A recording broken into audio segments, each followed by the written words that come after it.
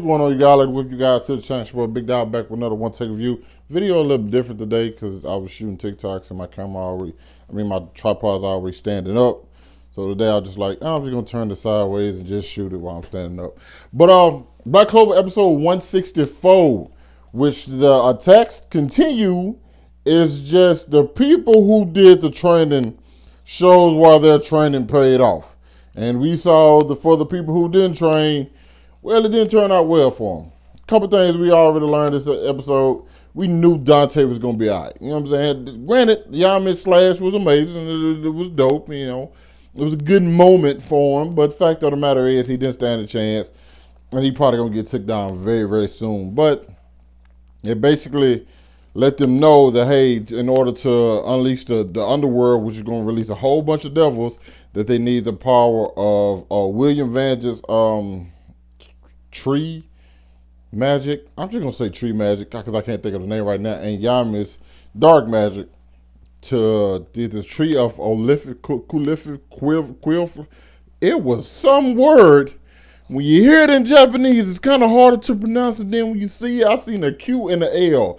Don't think I've ever seen those two attached to each other in my life. But you know, you guys watched the episode, y'all saw what happened. And then we get to go back to the Heart Kingdom and see exactly how they're dealing with the disciples of the Dark Triad. Very well. Last week, Luck managed to beat one of them. This week, you have Charmy up against one of them. You got my boy Leo up against one, as well as Mimosa. First person I think we saw was Charmy, Big Charmy, Big Charmy put it on for the big people, you heard me?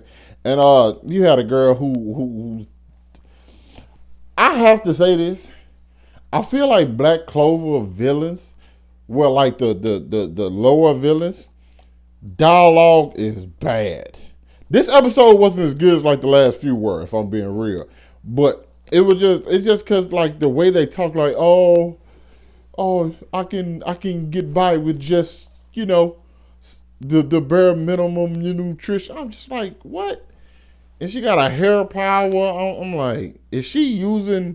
Of course they're using the devil magic, but they just didn't seem like a threat like the other ones we've seen thus far have. Especially the ones that attack the Golden Dawns and yeah, those guys. You know what I'm saying? And granted, the Golden Dawns just were ill prepared for those guys to show up on them. But nonetheless, those guys still seem like more of a threat. These three, you had one who uses hair, you had one who was a sniper and used eye magic, and you got the other one who got blasted the moment he walked through the door. He came in like the Kool-Aid man, and well, somebody dropped the glass, okay? Because they got rid of him. Granted, it look like he's gonna be in the next episode, so that's one thing to look forward to. But Charm is always good because you get to see her whenever the wolf comes out. You know what I'm saying? The shed the sheep's clothing and you see the wolf come out. And like Charm is, you know, she slims down, she gets to like her taller state where her magic is so much stronger. I'm wondering if like does that like an arcane stage as well, because it seeming like the the Black Bulls got a few arcane stages in their ranks, you know. So I wouldn't surprise me, because even the girl with the hair, she was like, "What is this?" You're like, you don't have the power of the devil, so why is this going down? They end up eating the girl, defeating her and eating her. I think they ate her. I don't know. Maybe they didn't eat her, but like.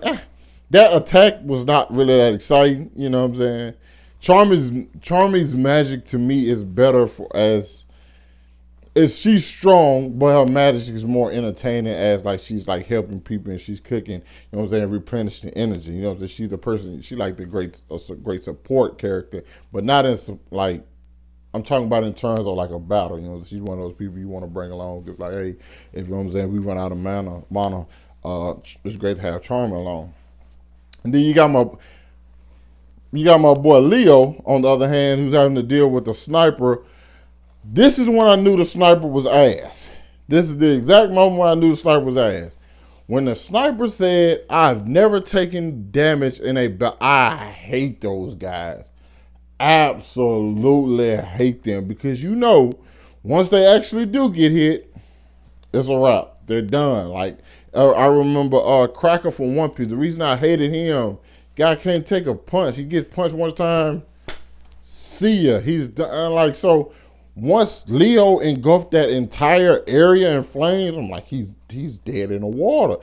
And then, of course, all they had to do was find him and just nail him. But I will say this, though. I understand that the Clover Kingdom's Magic Knights have been getting trained. But what the hell has the Heart Kingdom Spirit Guardians been doing?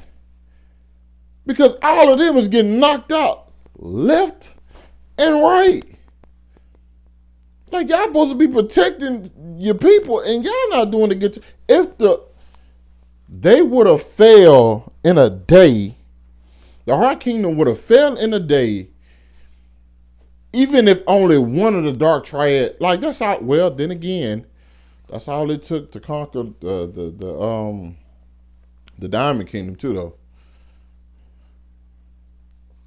Really starting to feel like the Clover Kingdom got everything sold up because it took just Xenon to conquer the Diamond Kingdom, and if it wasn't for the Magic Knights from the Clover Kingdom, it could have took just Vanica and a few of her disciples to conquer the Heart Kingdom. Only one I think they would have had trouble with is the Clover Kingdom. So I kind of feel like the Clover Kingdom is the strongest kingdom so far. Because nobody's showing me anything other than that. Because you have the one lightning guy, he's still around, and I'm pretty sure he's gonna show up next episode. But I'm ready to see Vanica with that because I think she's going to enjoy the fight because she seems like she's one of those people. And I think I'm gonna enjoy her character because she seems like one of those insane people who like get stronger and just like the thrill of the fight.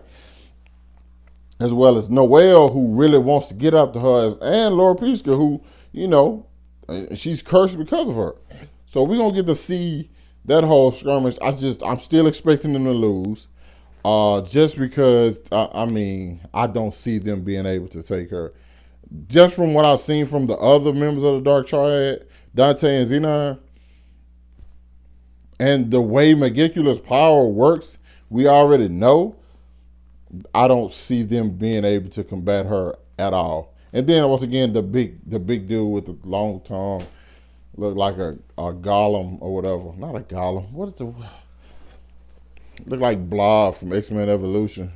Yeah, Blob from X-Men. Like they not gonna be able to handle them together. So, but like I said, the Spirit Guardian is probably gonna show up, and then the other Magic Knights are free to come back and help join the fight. So that's probably their best bet. But then again, we've seen once the Dark Triad gets a little serious, pretty much no chance. No chance. So how many episodes? We got 6 episodes left before the show's over. So I'm hoping we get some good stuff before it ends, and I have to dive into this market. You guys let me know what you thought about the episode down in the comments. Hit that like button, subscribe to my channel. Thanks for watching the video. Hope you guys staying safe, and I'll catch you with you guys later. Peace.